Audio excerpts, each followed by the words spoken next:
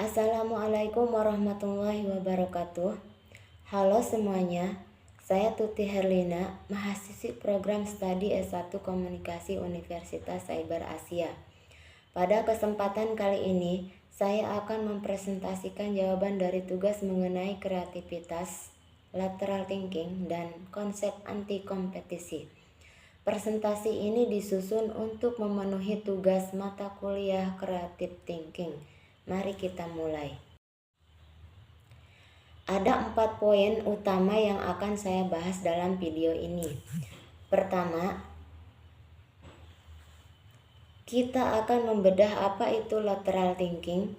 Kedua, alasan fundamental mengapa manusia harus kreatif. Ketiga, metode pribadi saya dalam memancing ide kreatif. Dan terakhir, kita akan membahas konsep menarik yaitu anti kompetisi. Masuk ke poin pertama. Apa itu lateral thinking? Istilah ini pertama kali dipopulerkan oleh Edward de Bono. Secara sederhana, lateral thinking adalah metode pemecahan masalah yang tidak menggunakan logika urut atau vertikal, melainkan menggunakan pendekatan tidak langsung dan acak. Jika pemikiran logis itu ibarat menggali lubang yang sama semakin dalam, lateral thinking adalah mencoba menggali lubang di tempat lain yang berbeda. Tujuannya adalah untuk mengubah persepsi dan konsep lama guna menemukan solusi baru yang segar. Contoh konkret dari pengalaman sehari-hari saya begini.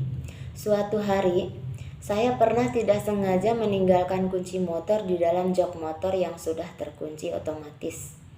Jika saya menggunakan pemikiran logis vertikal, langkahnya adalah pulang mengambil kunci cadangan yang jaraknya jauh, atau memanggil tukang kunci yang butuh biaya. Namun, saya mencoba berpikir lateral. Saya tidak fokus pada bagaimana membuka kuncinya, tapi bagaimana mengambil objeknya. Saya melihat ada celah sedikit di samping jok yang fleksibel. Saya meminjam gantungan baju kawat dari warung sebelah, meluruskannya, membuat kait di ujungnya, dan berhasil memancing kunci itu keluar dari celah sempit tanpa merusak kunci motor. Itu adalah momen lateral thinking bagi saya. Lalu pertanyaan kedua, mengapa kita harus kreatif? Menurut pandangan saya, kreativitas bukan lagi sekadar pelengkap, tapi alat bertahan hidup atau survival skill. Dunia berubah sangat cepat. Masalah hari ini tidak bisa diselesaikan dengan solusi kemarin. Kita harus kreatif agar kita bisa bekerja lebih efisien, menemukan jalan keluar dari masalah yang rumit, dan yang paling penting, memberikan nilai tambah. Di era AI dan otomatisasi ini, kreativitas manusialah yang membedakan kita dan membuat kita tetap relevan dan tak tergantikan. Poin ketiga, bagaimana cara saya mengaktifkan otak kreatif? Saya percaya kreativitas itu seperti otot, harus dilatih. Cara saya ada 3. Pertama, merusak rutinitas. Saya sering sengaja pulang lewat jalan baru atau mengerjakan tugas di tempat berbeda untuk memberi stimulus baru pada otak. Kedua, cross-pollination atau menyerap informasi lintas bidang. Saya suka membaca atau menonton hal yang tidak berhubungan dengan jurusan saya. Seringkali ide muncul dari tabrakan 2 hal yang tidak nyambung. Ketiga, saya menggunakan teknik what if. Saya buntu. Saya bertanya, bagaimana jika gravitasi tidak ada? Bagaimana jika produk ini gratis? Pertanyaan liar ini sering memancing solusi yang inovatif. Kita masuk ke poin terakhir yang sangat menarik, anti kompetisi.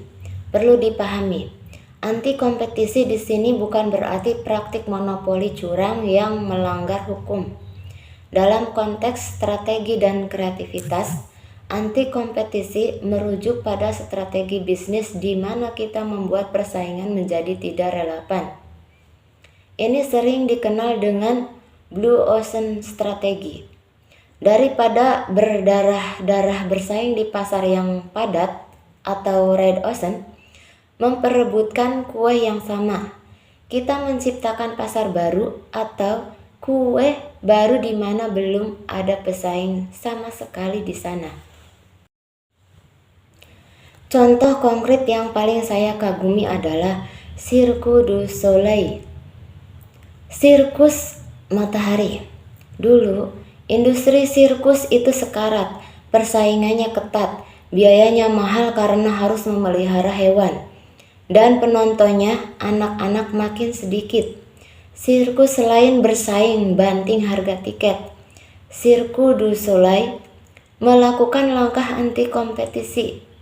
Mereka menghilangkan atraksi hewan atau biaya turun drastis, tapi memasukkan unsur teater, musik artistik, dan alur cerita yang megah.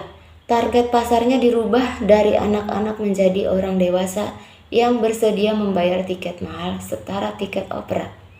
Hasilnya, mereka tidak bersaing dengan sirkus tradisional.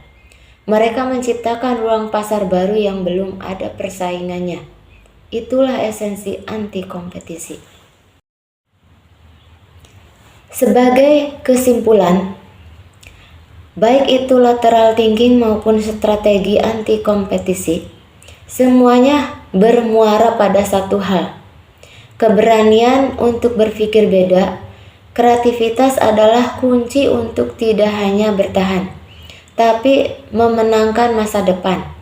Demikian presentasi dari saya. Terima kasih atas perhatiannya. Wassalamualaikum warahmatullahi wabarakatuh.